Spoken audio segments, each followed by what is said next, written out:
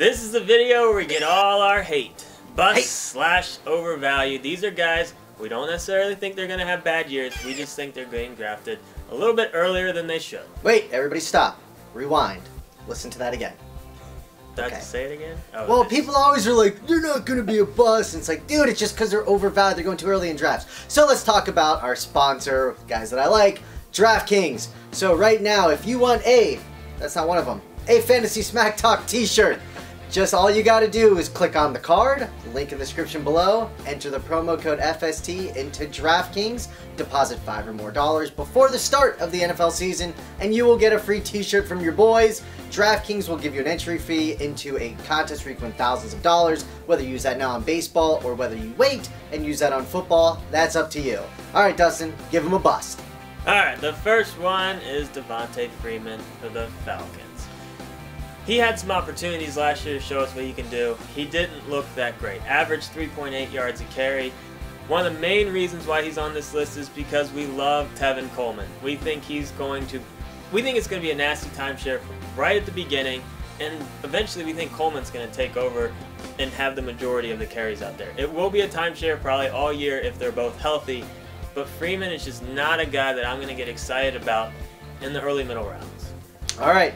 Making an unprecedented, I believe, 4th, maybe 5th time on our bust list, the Hall of Famer, the GOAT for our bust, Darren McFadden. Oh boy. All right, Cowboys fans, I guess it's new to you because he's been in Oakland, so don't overdraft this guy.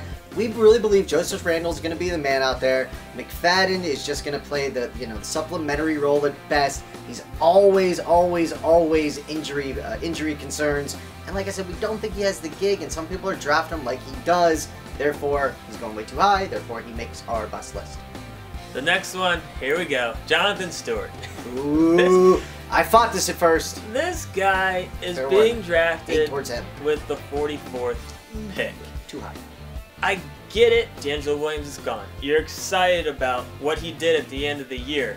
But in 2012, he played 9 games. 2013, he played 6 games. Last year, he played 13 games. The guy can't stay healthy. And don't forget about Artis Payne. They drafted a rookie who's solid. He can definitely, carve himself a role in that offense from the very beginning. And also the goal lines. Think about the goal lines too, because you got Cam there. If Payne's getting goal lines, are you really excited about Jonathan Stewart? Especially the 4th round. That's the problem, right? He's just going a little too rich. All right, this guy I didn't want on this list until I noticed where he was getting drafted. That's Nelson Agholor, wide receiver for the Philadelphia Eagles. I mean, I was like, all right, this kid's great situation. Drafted in the 1st round, kind of has that pedigree. He's going into a great system. All right, I really like him. He's going to be one of my sleepers. Dig into it a little bit more. And he's just going, he's going around pick 80.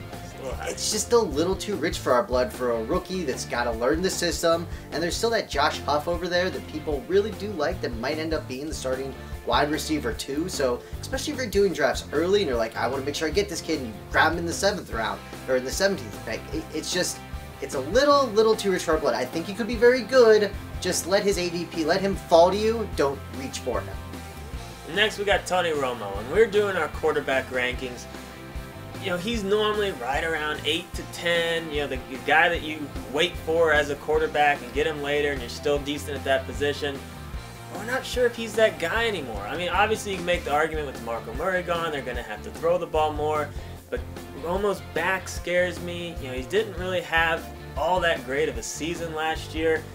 I just would much rather have, if you watched our sleeper show, I'd much rather have an Eli or a Tannehill or a Matt Ryan or one of those guys that fits in that category. And Romo, to me, is just on the way down. He just scares me. He's being drafted as a top 10 fantasy quarterback, and I just really don't know if that's going to happen this year. All right, time for you to give Namco some hate. The guy that's going on pick around 45 is Todd Gurley. Oof. He's going to be a beast, Rams fans. I think he's going to be awesome in the future. This is what scares me about him this year. He's coming off that ACL, so I think they baby him at the beginning of the year. Then in the middle of the season, I think he might hit his stride and be very productive for you. And if the Rams fall out of playoff contention, I don't think they're going to play him that much. I mean, I'm saying similar things to the rookie preview if you saw it, but I wholeheartedly believe this. Now, if he was going in the 65, 70th range, I think that's a great value. It's just buyer beware on him. Really buyer beware. And next we got LeGarrette Blount.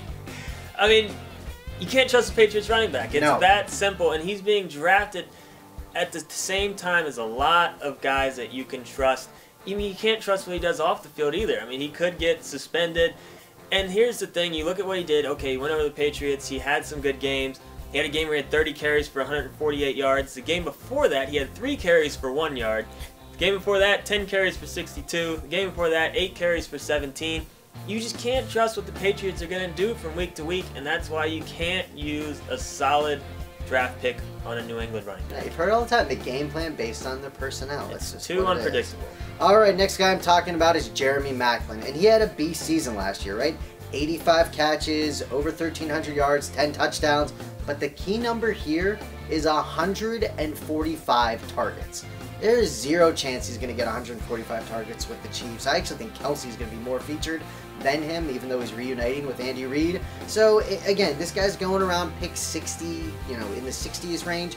It's just too rich for our blood because you're paying way too much for what he did last year. You really got to think about what these guys are going to do this year. Next, we have Amari Cooper. I know this guy is amazing. He's a great young receiver. But he is an Oakland receiver getting drafted with the 50th pick. Do I really need to say much else?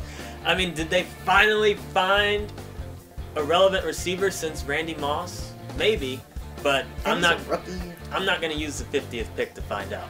I'm going to let someone else take him there. And a guy that's going slightly after him is Brandon Marshall, that we still think's too high, because Brandon Marshall ain't on the Bears anymore.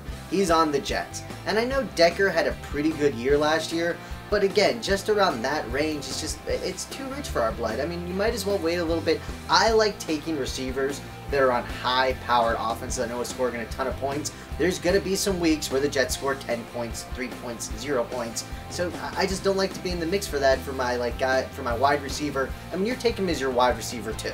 So I really don't want the Jets wide receiver. Number 1 is my wide receiver too. There you go. So there's our bust/overvalued. Feel free to leave a comment if you don't agree with any of them, which I'm sure you will. Throw your paper, sir. Ew. Check out DraftKings. Get onto our site. We'll have our top 150 cheat sheet up. Get in our forums if you've got any questions. Have a good day, gentlemen and ladies. Or lady. Might be one watching. Could be a group. Could be a group.